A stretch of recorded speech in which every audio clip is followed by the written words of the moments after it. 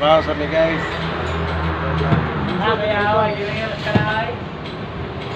Asa yung utang rin? Ano ba yung utang? Oh, klaro din. Ang magpugwal sa taguna na yan eh. At ang pugwal ako.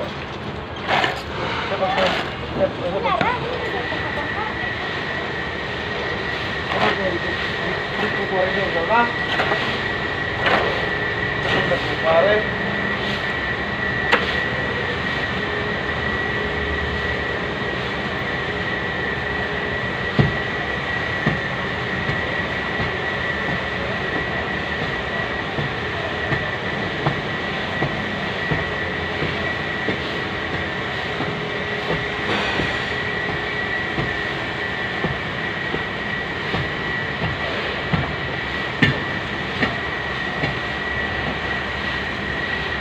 Hirap talaga yung magtrabaho dito sa aming construction worker guys. Mag-construction worker nga kayo guys.